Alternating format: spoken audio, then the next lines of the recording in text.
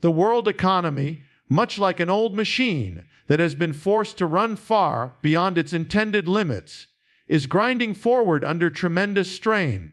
Richard Wolff often emphasizes that when an economy reaches a certain stage, changes no longer remain optional, they become inevitable. What we are witnessing now is not just a cycle that will recover as it has in the past. Instead, it is a moment where pressures have accumulated so deeply that something irreversible is already unfolding. For decades, the global economy leaned on patterns that once felt reliable. The United States, for example, had long been positioned as the anchor of stability, the country whose currency, institutions, and financial might reassured investors across continents. That confidence allowed the U.S. to borrow endlessly, to finance its military presence abroad, and to maintain living standards domestically even as inequality widened. Yet, beneath this surface of reassurance, contradictions built up like cracks beneath a painted wall.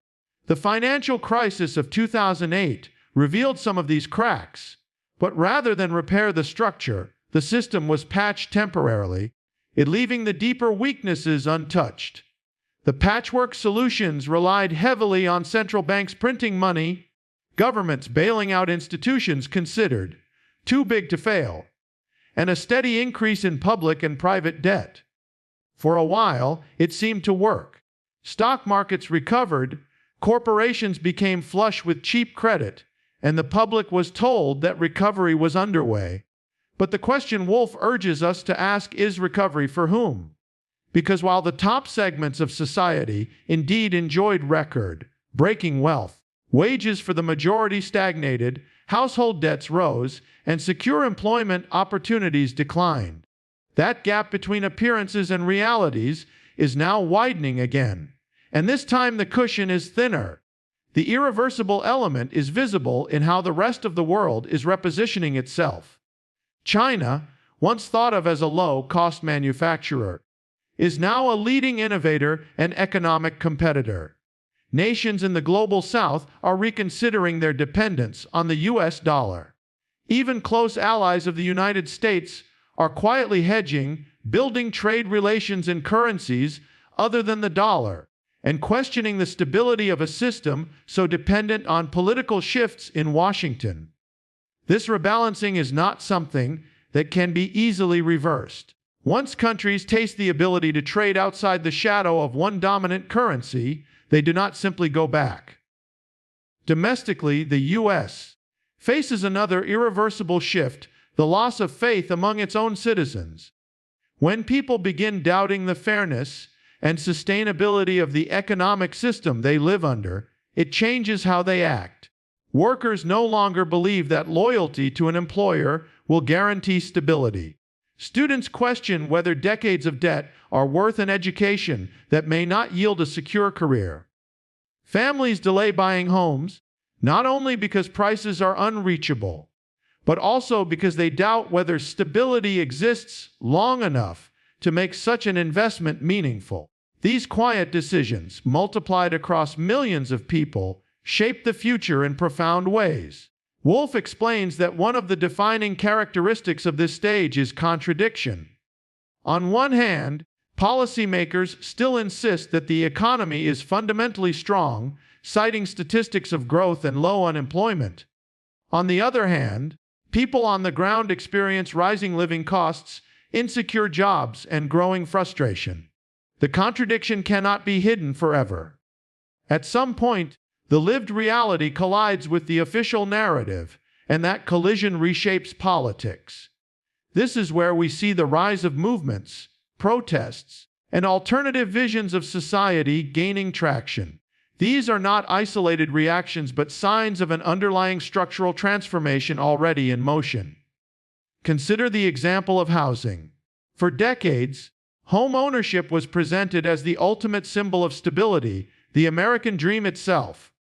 Yet in recent years, private equity firms have purchased large swaths of housing, converting family homes into rental properties.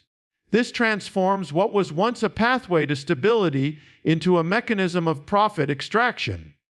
Young families find themselves trapped in cycles of renting, unable to build wealth the way previous generations did.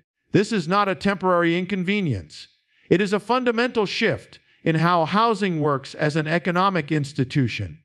The dream itself has been redefined, and in that redefinition lies something that cannot easily be undone. Another layer of irreversibility is climate. Economic models of endless growth collide directly with environmental limits.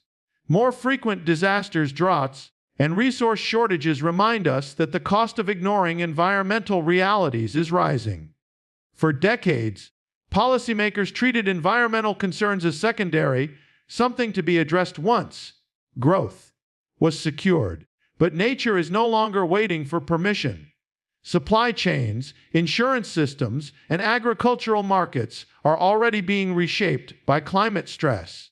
These are not future threats.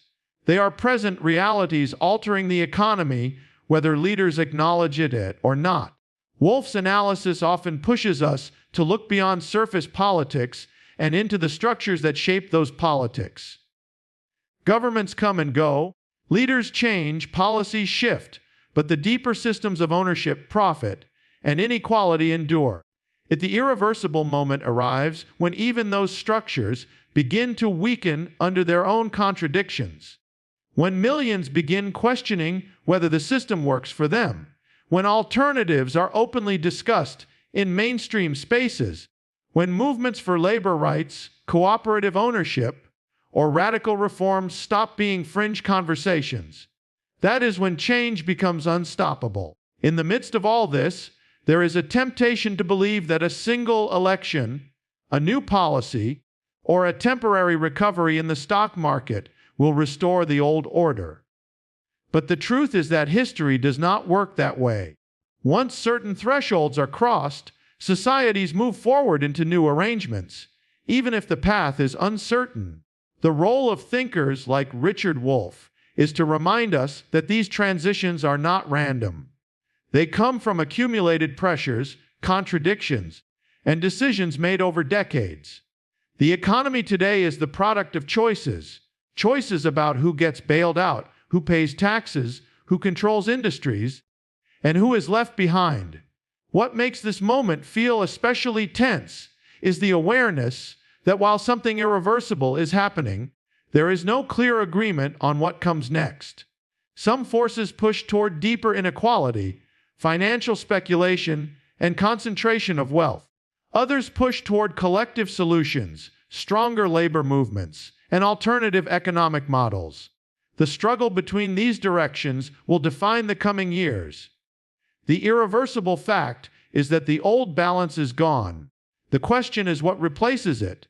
If we take a longer view, history shows that economies and societies do not collapse in silence. They transform, sometimes painfully, but always with creativity, conflict, and adaptation. Empires have risen and fallen, currencies have gained and lost dominance, and new systems have replaced old ones. What makes this period unique is the speed and global scale at which changes are unfolding. Technology connects markets instantly, crises spread across borders within hours, and information flows faster than institutions can manage. This accelerates the process, making the irreversible shifts more visible, more immediate, and more dramatic. In the end, Wolff urges us not only to recognize what is failing, but to imagine what could replace it. The irreversible moment is not just about decline, it is about opportunity. If inequality, environmental strain, and financial instability are forcing the old system to break apart, then what new arrangements can we create that better serve the majority? This is not a question for economists alone. It is a collective challenge for workers, communities, and nations. The irreversible has already begun. What remains is to decide how to shape the new world that emerges from it. As the global economy continues to reveal its weaknesses, Richard Wolff reminds us that crises are rarely sudden explosions out of nowhere. They are the outcome of slow, compounding pressures that finally reach a point of no return. If Session 1 explored how those cracks have already begun widening, then now we must consider the deeper implications. What it means for societies, for workers, and for the world order when the system can no longer disguise its contradictions. Something irreversible is unfolding, and the signs are multiplying each day. One of the clearest signals is the growing disconnection between economic statistics and lived reality. Governments proudly point to numbers showing low unemployment rates or rising GDP, yet ordinary households experience stress that cannot be captured by those averages. Families are juggling multiple jobs to cover basic expenses. College graduates carry student loans into middle age. Elderly people postpone retirement because their pensions cannot cover rising costs of living. The official narrative says, all is well, but daily experience contradicts that story. Wolf often points out that when such a gap persists, trust erodes, not only in the economy, but in the institutions themselves. This erosion of trust has political consequences.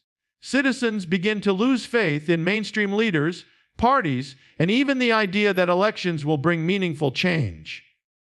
Populist movements rise, fueled by anger and disillusionment. Some call for stronger state intervention, others push for deregulation and nationalism. Either way, the old centrist consensus struggles to hold. That fracture is not temporary. It reflects the irreversible reality that the old order no longer satisfies the needs of a large portion of society. Internationally, another shift is underway that Wolf highlights: the waning dominance of the US dollar. For decades, the dollar was the backbone of global trade, giving the United States enormous power. It allowed Washington to impose sanctions, it control access to global markets, and finance its deficits with foreign capital. But the rise of China, along with the increasing willingness of countries like Russia, India, Brazil, and others to trade in alternative currencies, has begun weakening that monopoly. This is not merely a symbolic shift, it alters the financial foundation of U.S. power. Once nations create systems to bypass the dollar, the change becomes self-reinforcing. That process is already happening, and history suggests it will not be reversed. Domestically, inequality remains the most visible fracture. The wealth of the top 1% continues to soar, while millions struggle with basics like healthcare, housing, and education. Wolf emphasizes that such inequality is not a natural accident. It is the product of policy choices and a system designed to prioritize profit over people. But inequality also destabilizes societies. When millions feel excluded from prosperity, they no longer buy into the idea that the system is fair. They question its legitimacy. They look for alternatives. That search for alternatives, whether in new political movements, experiments with cooperative ownership, or demands for systemic reform, marks a turning point. The seeds of change have already been planted. Consider the workplace. For generations, the narrative was that hard work, loyalty, and education would bring stability. But today's workers often find the opposite. Stable jobs with benefits have been replaced by gig work, short-term contracts, and unpredictable schedules. Employers gain flexibility and profit, while workers carry the burden of insecurity. The pandemic exposed this dynamic vividly, as millions of essential workers were praised publicly while remaining underpaid and overexposed to risk. That contradiction cannot be hidden forever. Workers are beginning to resist, union movements are resurging, and conversations about workplace democracy are entering mainstream discussions. These developments reflect not just discontent, but a shift in consciousness, something irreversible in how people view their role in the economy. Another important dimension is technology. Automation and artificial intelligence are transforming industries at a pace that outstrips old models of employment. Jobs in transportation, retail, and even professional sectors are being reshaped or eliminated. While technology promises efficiency, under the current system it often leads to job loss and concentration of wealth among those who own the machines, not those displaced by them.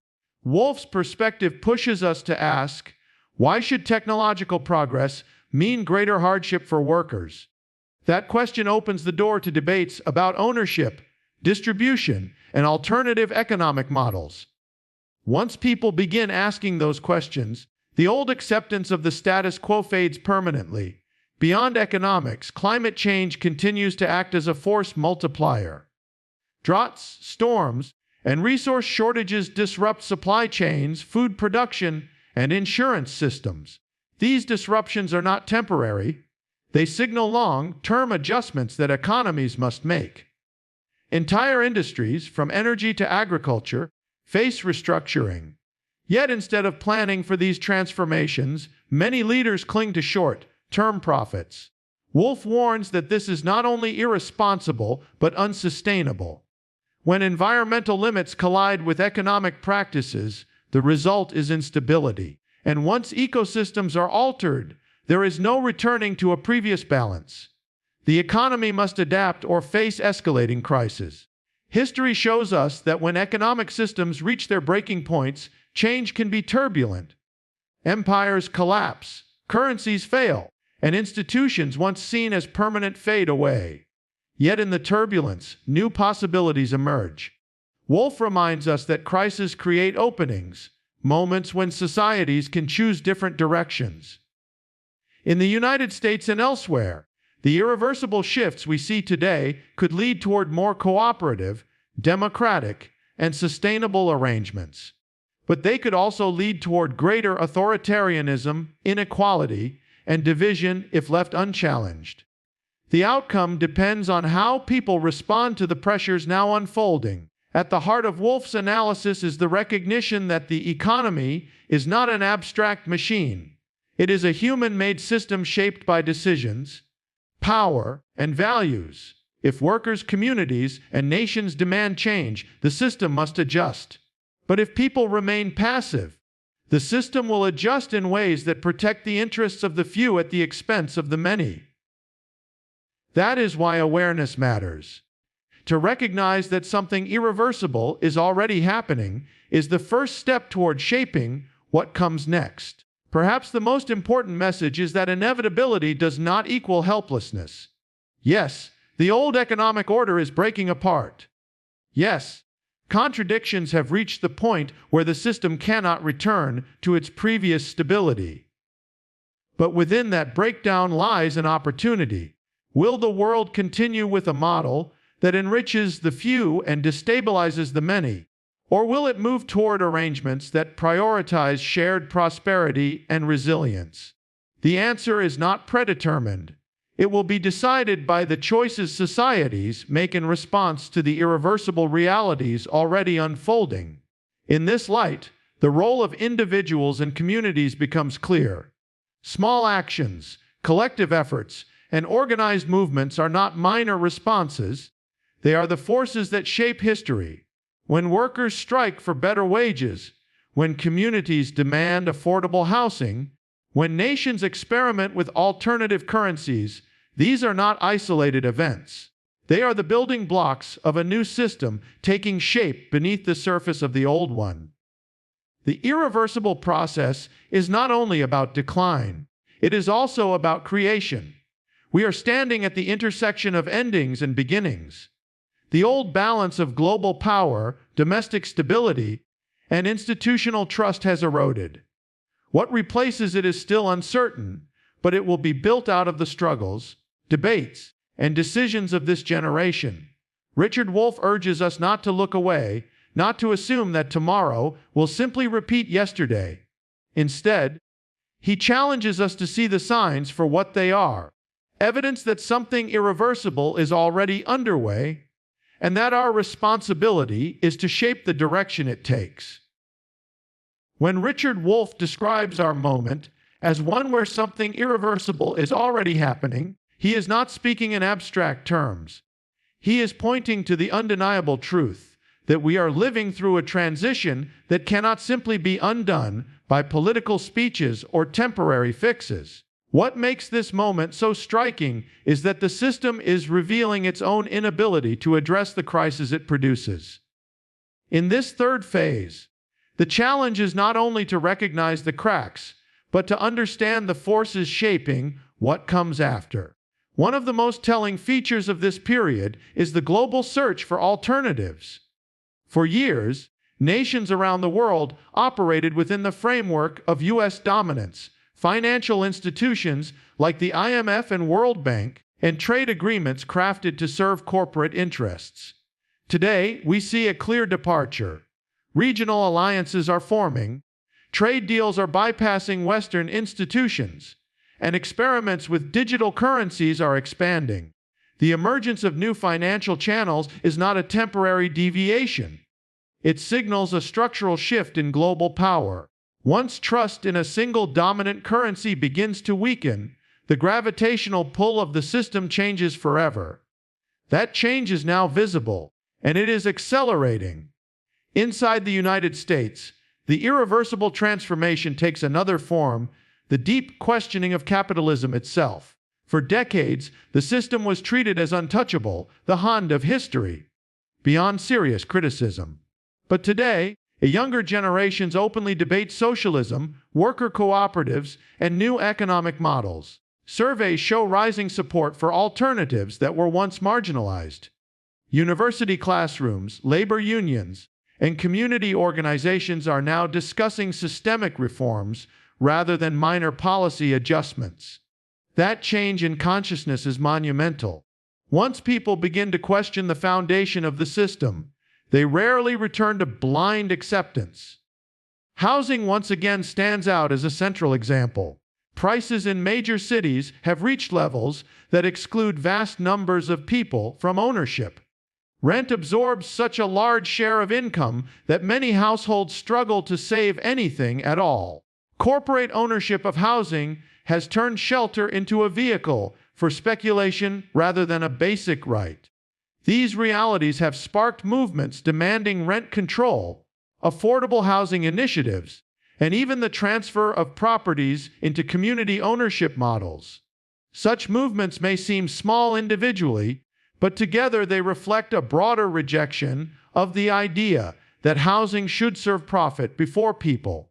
This rejection is irreversible in its implications. It is redefining what people believe an economy should provide. Healthcare reveals another layer of this dynamic. In the U.S., millions face medical debt, even with insurance. Treatments are delayed or avoided because of cost. The pandemic highlighted these failures in brutal clarity.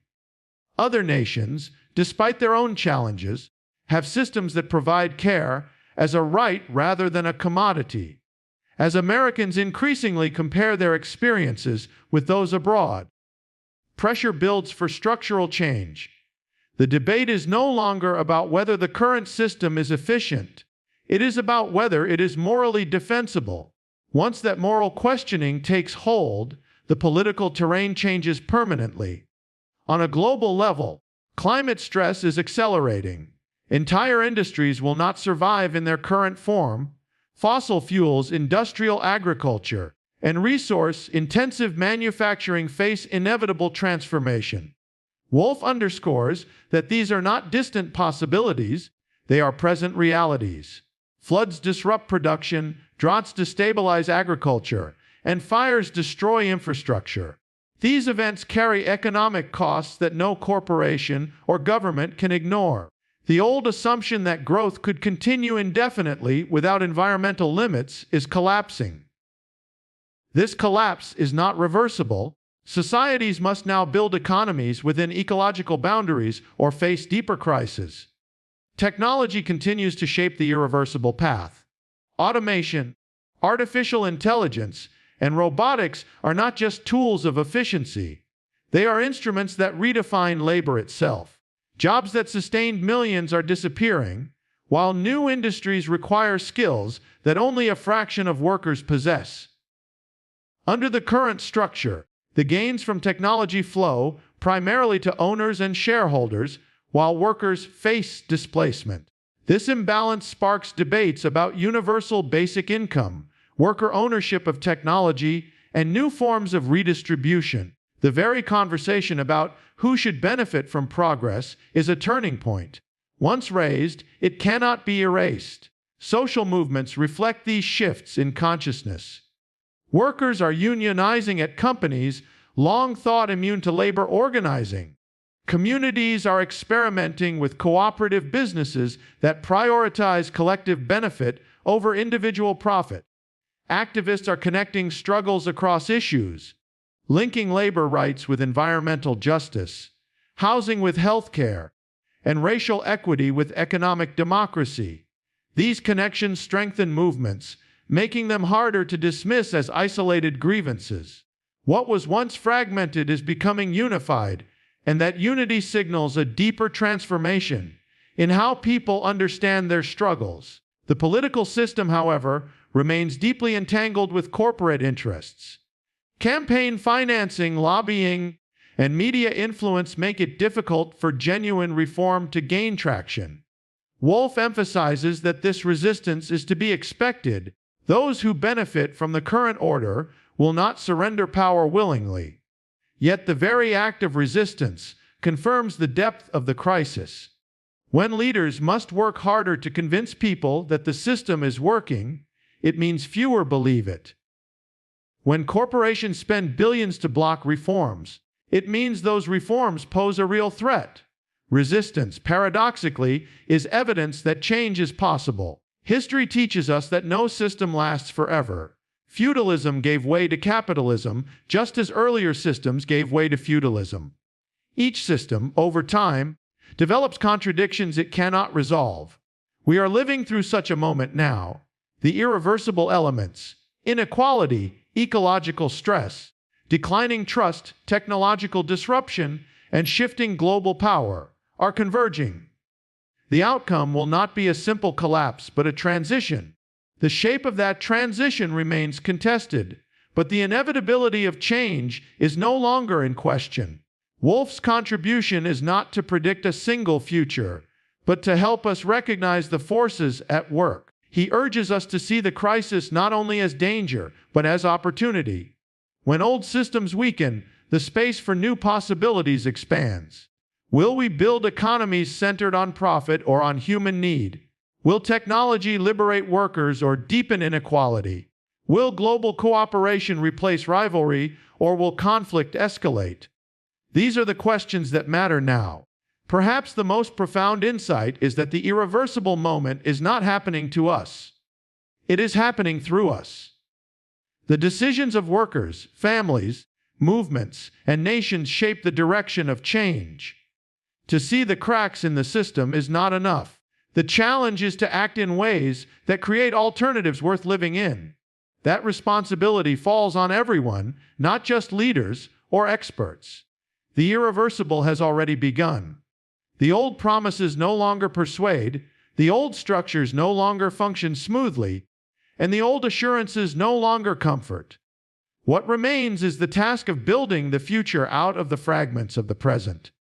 As Wolff insists, history is not a cycle endlessly repeating, it is a process of transformation. The irreversible nature of this moment is not the end. It is the beginning of something new.